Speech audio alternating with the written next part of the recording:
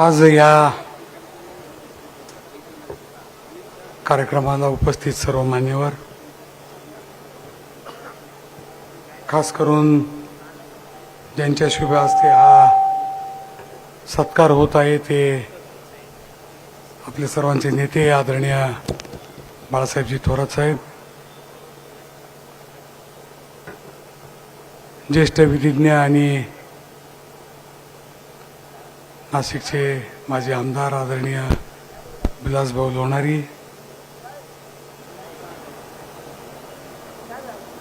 ज्यांनी आपल्या कविता आणि विचारांनी सर्वांना प्रज्वलित केलं असे नितीनजी चंदशिवे, आदरणीय भाऊ, व्यासपीठाच्या समोर बसलेले सर्वच मान्यवर, ज्येष्ठ श्रेष्ठ नागरिक, माता भगिनी बंधू,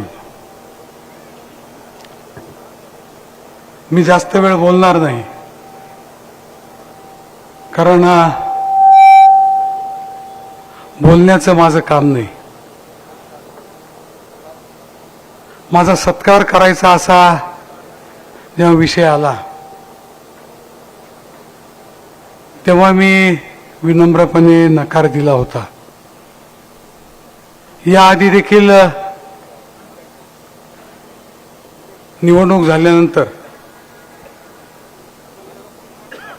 आदरणीय कृष्णाभाऊ भगत आणि त्यांच्या सर्व सहकाऱ्यांची खूप इच्छा होती की आपल्या तालुक्यातील एक कार्यकर्ता खासदार झाला, हा प्रथमच मान तालुक्याला मिळाला, म्हणून आपण त्यांचा सत्कार करूया.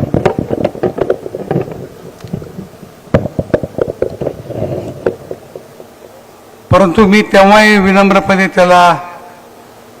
त्यांना नकार दिला होता.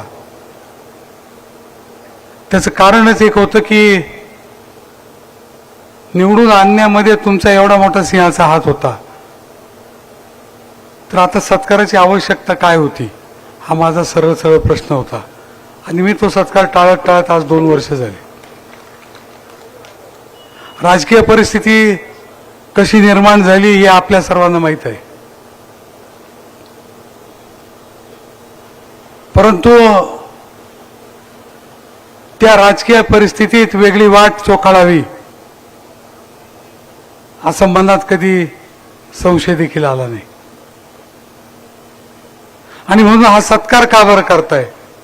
मी असं वेगळं काही केलं नाही. ज्या पक्षाने मला उमेदवारी दिली, मी आमदार झालो, पुन्हा उमेदवारी दिली, मी कमी पडलो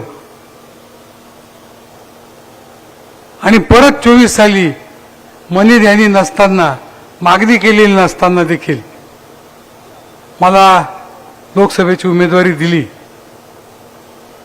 मी त्या पक्षाबरोबर प्रामाणिक न राहून काय केलं पाहिजे हा प्रश्न सर्वांच्या पुढे मी मांडतो.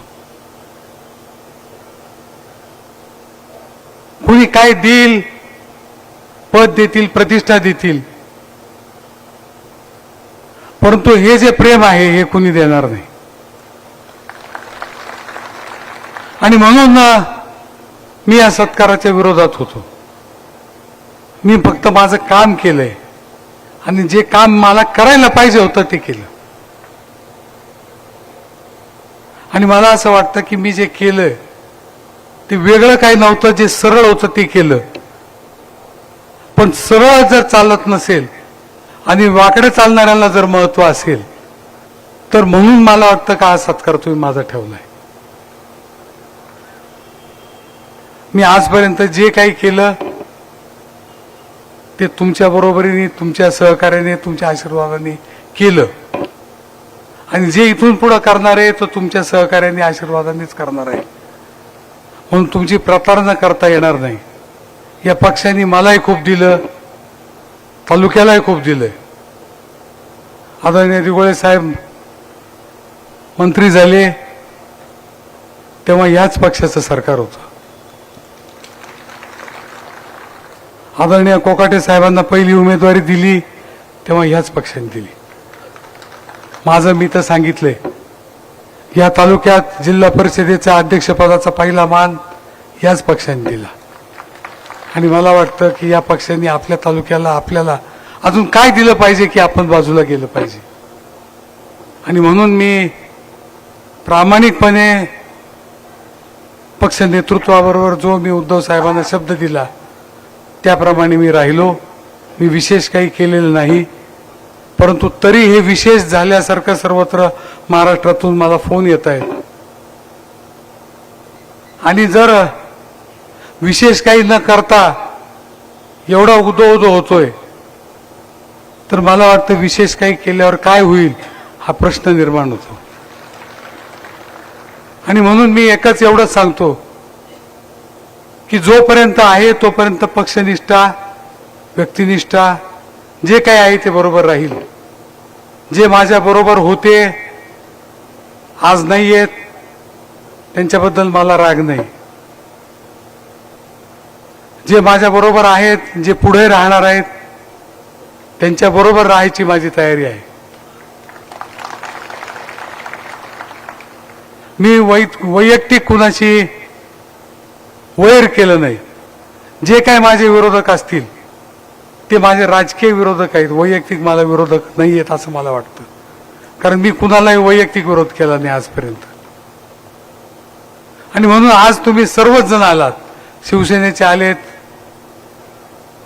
सर्व पक्षांचे आले, जे जे आदरणीय कोंडाजी मामांनी सर्वजण आहेत, जे सर्वजण लोकसभेच्या निवडणुकीत एकापेक्षा एक पुढे पळत होते ते सर्वजण आज आलेत. मला वाटतं त्याच्यात मला खूप मोठं समाधान आहे. आणि म्हणून मी आपले सर्वांचे ऋण व्यक्त करतो.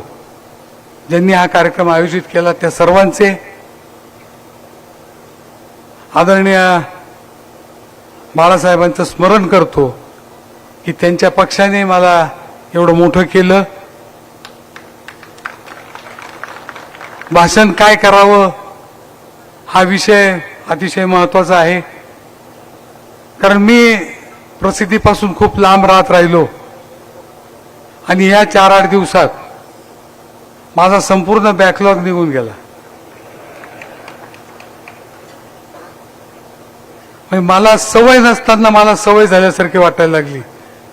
आणि मी असं वाटायला लागलं की आता माझ्या एकट्याचा ताण हे 6 जण दूर करतील